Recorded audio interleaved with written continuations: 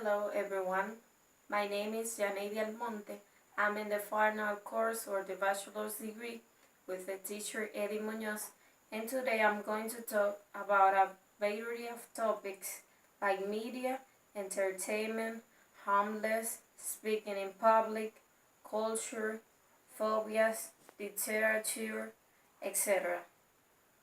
The first topic is entertainment and media. Entertainment is a form of activity that holds the attention and interest of an audience or give pleasure or delight. It can be an idea or task, but is more likely to be one of the activities or events that have developed over thousands of years specifically for the purpose of keeping the audience's attention. Although people's attention is held by different things, cause individuals have different preferences in entertainment.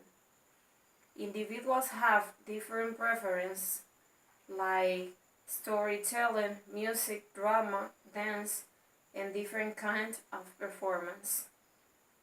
Media is the collective communication outlets and tools that are used to store and deliver information or data. It is either associated with communication media or the specialized mass media communication business such as print media and press, photography, advertising, cinema, broadcasting, radio and television, and publishing. The media and entertainment relation is like an industry captures a worldwide variety of companies that serve to provide products and services that keep everyday consumer engaged. This industry consists of film, print, radio, and television. These segments include movies, TV shows, radio, talk show, news, music, newspaper, magazines, manufactured technologies, and books. Media and entertainment are composed by radio and television broadcasting, the print industry, the film industry, and technology industry, etc. The second topic is about social life. Social life is a combination of various components: activity, people, and places. Human beings are social animals, and the tenor of social life is one of the most important influences on our mental health. Without positive, durable relationships, both our minds and our bodies fall apart. We've been life independent for survival on a quality relationship with a primary caregiver, usually mom. And the nature of that relationship typically influences all others in our lives. Our survival as a species is similar hinges on our capacity of social living. Most of human history was spent in a small group on which each one was dependent of the other for survival, and evidence suggests that this is the condition to which we are best adapted. The third topic is homelessness. Homelessness is someone who is experiencing that does not have a residence. He or she might be extended shelter, living on the street, occupying a motel room, double up without friends, family, sleeping in a vehicle, or living in any circumstance. No permanent situation. Homeless can happen to anyone. Homelessness does not define a person, but is instead of temporary situation. It happens to people in all their races, genders, ages, ethnics, and educational backgrounds. Some contributing factors to homelessness included chronic poverty, job loss, underemployment, a lack of affordable housing, mental illnesses, addictions, and domestic violence. A person may also be considered to be homeless if they live somewhere or where they have no legal right to stay, such as squat. If they live in a home they can afford to pay and without depriving themselves of basic essentials. They are forced to live apart from their family or someone they normally live with accommodation isn't suitable. The fourth topic is bilingual education, help or hindrance. For me, bilingual education helps kids. Being bilingual means being able to communicate almost perfectly in two languages and also knowing something about both cultures. Multilingual means you can communicate almost perfectly in more than two languages. It is very important and useful to teach kids more than one language if you have the opportunity to make them bilinguals or multilinguals. You can be an advantage for children from an early age and it increases their potential in all the areas. Kids in early ages are able to communicate, speak, understand another language. They are able to switch automatically and recognize the character that they speak a certain language. For example, they identify that daddy and mommy speak French, my teacher speaks English, and my friend speaks Spanish. So I have to communicate with all of them in their way of communication. It also depends on the environment, enthusiasm, and encourage of the family. It is essential that we limit alienation throughout the world by speaking other languages as well as our own, or having two or more mother languages. We can contribute to the recreation of the global community. The fifth topic is environmental current problem. It is high time for human beings to take the right action towards saving the earth from major environmental issues. If ignored today, these ill effects are sure to curb human existence in the near future. Our planet here has a natural environment known as ecosystem, which include all humans, plants life, mountains, glaciers, atmosphere, rocks, galaxies, massive oceans, and seas. It also includes resources such as water, electric charge, fire, magnetism, air, and climate.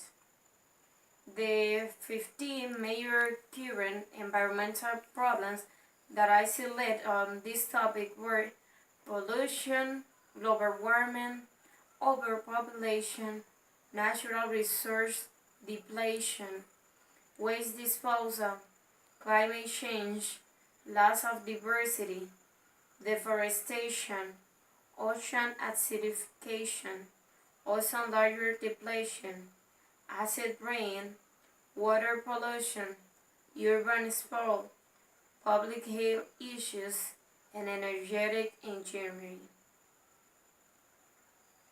The topic number 6 is the phobias. A phobia is a fear that transforms a person's life. People who have phobia are so frightened of their thing that scares them, they will do almost anything to avoid it. Phobias force people to make choices they might not make if they were not for their fear. Everyone is afraid of something. From the moment you birth, humans can experience fear. There are different kinds of phobias, for example, specific phobias, fears of situation, fears of natural phenomena, fears of illness, social phobias, and fears of being afraid, etc. I add more information to the document. So the topic number 7 is speaking in public and making presentations. Or also, we have some strategies for a good presentation. Being asked to give public presentations can be gratifying and frightening. The gratification is natural since you can assume your innate talents have been noticed. Your expertise, knowledge, and humility are respected.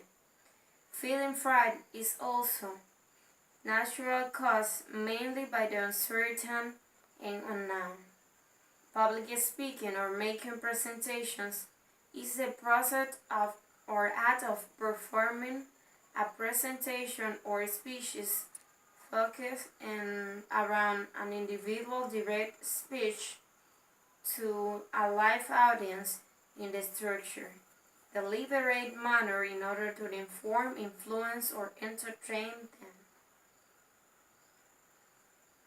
Effective presentations is an integral part of modern communication. Through the effective presentation, the sender will be able to convince the receiver and achieves desired results.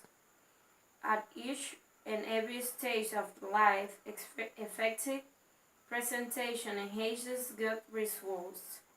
This makes us curious to know the strategies of effective presentations. So the following are the main points that will help you to have an effective presentation. Dress smartly and smile. Other strategies to know the subject, talk and don't breathe, and also be yourself and appear relaxed. Engage the audience and try to be simple. Use an appropriate tone of voice, be clear and current, and also try to be logic in the order. Train your body, keep the eye contact, and walk a little around with your hands. Manage the nervousness. It is normal to be like a little nervous, but you can manage it. Understand the audience, sacrifice, and master them. Master your presentation, the mission, and the objectives. Use visual aids. Organize clearly, structure, and set the presentation points, and use titles for your presentation. Use a theme to your presentation and introduction. Master PowerPoint presentation and the presentation time. Also be prepared to make a good presentation with conclusion and introduction. Be prepared to let the audience make questions and you answer them. Body language and effective presentations are also necessary. The topic number 8 is the language, culture, and literature. Language is the ability to acquire and use a complex systems of communication, particularly the human ability to do so. And a language is any specific example of such a system. Language may refer to the cognitive ability to learn and use systems of complex communication, or to describe a set of rules that makes up this system, or the set of utterances that can be produced from those rules.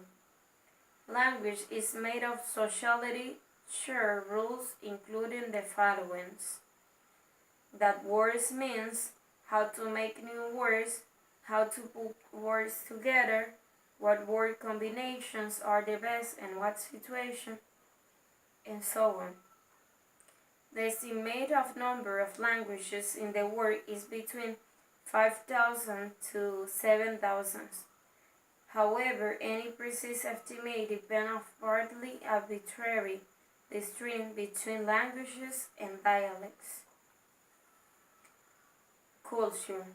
Culture refers to the accumulative deposit of knowledge, experience, belief, values, attitudes, meanings, religion, notion of time, roles, spatial relation, concept of universe, and material objects and possession acquired by a group of people in the course of generation thought, individuals and group serving.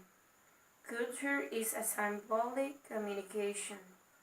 Some of its symbols include a group's skills, knowledge, attitudes, values, motives, and meanings. To the symbols that are learned and deliberate perpetuating a society through its institutions. Literature, in its broadest sense, consists of writing. It is writing as an art form, or any writing deemed to have artistic or intellectual value, often due to the employing language in ways that differ from ordinary usage. Literature can be classified according to its fiction or non-fiction, can be whether it's poetry or prose. It can be further distinguished according to major forms such as a novel, short story, drama works, and categorized according to historical as novel, drama, short story, or feature expectation. That's all for my presentation. Thank you for the attention.